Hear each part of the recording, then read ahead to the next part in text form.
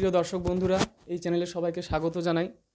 আজ আমরা এই ভিডিওতে আলোচনা করব ইউজেস অফ প্রিপোজিশনস, প্রিপোজিশনের ব্যবহার নিয়ে।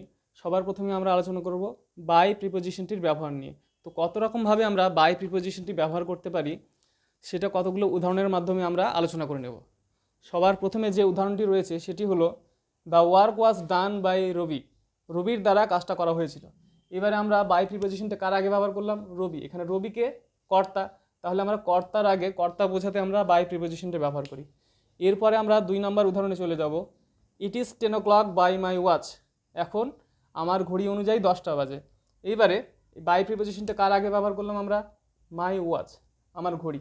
তাহলে এখানে আমরা কি অর্থে ব্যবহার করলাম? অনুসারে বা অনুযায়ী অর্থে আমরা বাই প্রিপোজিশনটা ব্যবহার করলাম। তারপরে 3 নম্বর উদাহরণে বলা আছে the number of vehicles is increasing day by day. যানবাহনের সংখ্যা দিনের পর দিন বেড়েই চলেছে। তাহলে আমরা এখানে বাই প্রিপোজিশনটা কী অর্থে ব্যবহার করলাম?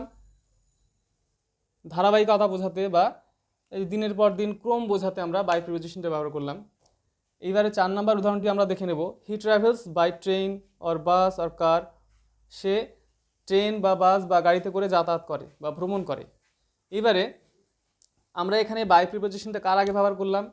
ট্রেন বা বাস বা কার, এই সমস্ত যাতায়াতের মাধ্যমগুলোর আগে। তাহলে যাতায়াতের মাধ্যমের আগে আমরা বাই প্রিপোজিশনটা ব্যবহার করব। এরপরে আমরা চলে আসব 5 নম্বর উদাহরণটিতে। 5 নম্বর উদাহরণটিতে বলা হয়েছে he is sitting by me. সে আমার পাশেই বসে রয়েছে। তাহলে এখানে আমরা বাই প্রিপোজিশনটা ব্যবহার করলাম পাশে বা কাছে অর্থে। 6 নম্বর উদাহরণটি আমরা দেখে নেব। The shop is by the road. দোকানটি আছে রাস্তার ধারে। তাহলে রাস্তার ধারে, এবারে কোনো কিছু রাস্তার ধারে বা কাছে অর্থে আমরা বাই প্রিপোজিশনটা এখানে ব্যবহার করেছি। তারপরে আমরা 7 নম্বর উদাহরণে চলে যাব। He will have done the work by tomorrow. সে আগামীকালের মধ্যে কাজটি করে ফেলবে। তাহলে কোনো এক সময়ের মধ্যে বোঝাতে আমরা বাই প্রিপোজিশনটি ব্যবহার করছি। এরপরে আমরা বাই প্রিপোজিশনের আরও কতগুলি উদাহরণ দেখে নেব।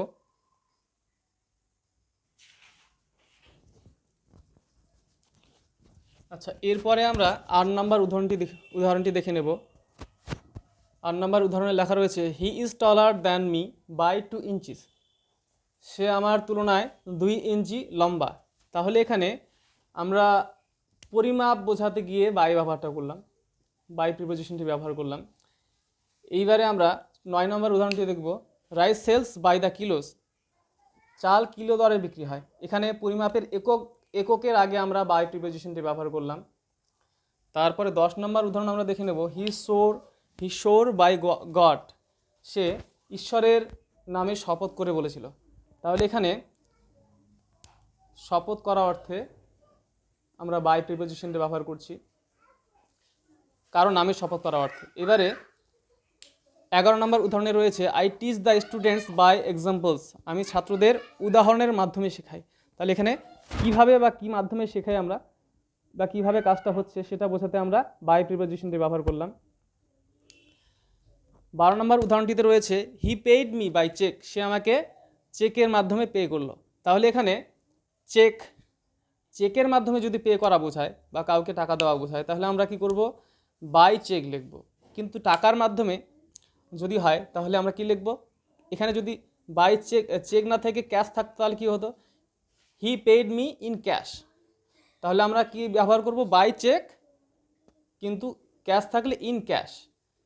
এরপরে আমরা 13 নম্বর উদাহরণটিতে চলে যাব। He died by poison. সে মারা গেল বিষ খেয়ে। তাহলে মৃত্যুটা কিভাবে হচ্ছে সেই ধরনটা বোঝাতে গিয়ে আমরা বাই প্রিপোজিশনটা ইউজ করলাম। এরপরে আমরা চলে যাব 14 নম্বর উদাহরণটিতে। We made him by chance. আমরা হঠাৎ করে তার সঙ্গে আমাদের দেখা হলো। তাহলে কিভাবে দেখা হলো? হঠাৎ করে, এই অর্থে আমরা বাই প্রিপোজিশনটা ব্যবহার করলাম। এভাবে আমরা বিভিন্ন অর্থে বাই প্রিপোজিশনটির ব্যবহার করতে পারি।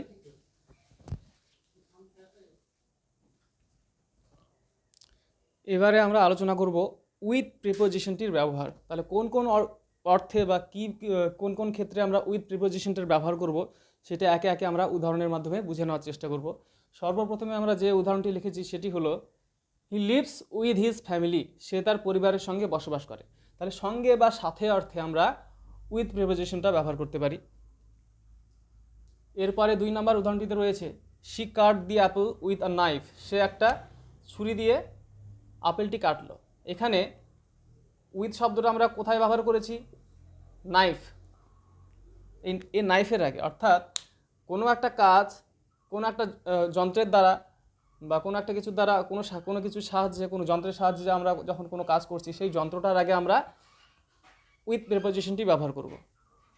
তারপরে 3 নম্বর উদাহরণটি আছে the old woman with white hair is my grandmother, সাদা চুলওয়ালা বুড়িটি আমার, বৃদ্ধা মহিলাটি আমার ঠাকুরমা।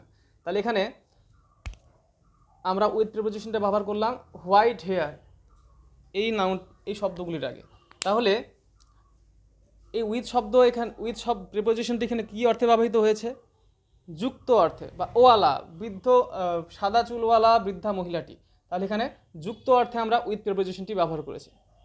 I have no relation with him, তার সঙ্গে আমার কোনো সম্পর্ক নেই। এখানে সঙ্গে বা সাথে অর্থে আমরা উইথ প্রিপোজিশনটি ব্যবহার করেছি।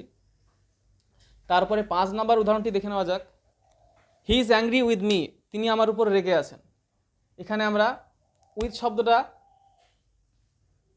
রাগান্বিত অর্থে বা ওই কারো উপরে কোনো রেগে থাকা, অর্থাৎ এখানে বিরুদ্ধে অর্থে বা বিপক্ষে অর্থে আমরা উইথ প্রিপোজিশনটা ব্যবহার করেছি। She competed with her classmates, সে তার ক্লাসমেটের সঙ্গে প্রতিযোগিতা করেছিল। তাহলে এখানে কম্পিটেটের পরে আমরা উইথ ব্যবহার করছি। হ্যাঁ, তাহলে কারো বিপক্ষে বা কারো বিরুদ্ধে অর্থে আমরা উইথ প্রিপোজিশনটা ব্যবহার করছি এখানে। তারপরে he is red with fear, সে ভয়ে লাল হয়ে গেছে। তাহলে এখানে আমরা ফিয়ার হচ্ছে রেড হওয়ার কারণ, তাহলে আমরা কোনো কিছুর কারণ বোঝাতে গিয়েও উইথ প্রিপোজিশনটি ব্যবহার করছি। তাহলে এখানে ফিয়ার শব্দটি হচ্ছে রেড হয়ে যাওয়ার কারণ, তাহলে কারণ অর্থেও আমরা উইথ প্রিপোজিশনটি ব্যবহার করছি। অর্থাৎ আমরা কিছু কিছু অ্যাডজেক্টিভ বা ভার্ব এগুলোর সাথে আমরা উইথ প্রিপোজিশনটি ব্যবহার করি কারণ বোঝাতে গিয়ে, বিপক্ষে বা বিরুদ্ধে বোঝাতে গিয়ে, এইসব ক্ষেত্রে। এরপরে আমরা 7 নম্বর উদাহরণটি দেখে নেব। Fill the bucket with water, বালতিটি জল দ্বারা পূর্ণ করো। তাহলে এখানে বাকেটটাকে কি দ্বারা পূর্ণ করবে? জল দ্বারা। তাহলে আমরা দেখতে পাচ্ছি যে অভ্যন্তরস্থ বস্তু বোঝাতে গিয়ে আমরা উইথ প্রিপোজিশনটি ব্যবহার করছি।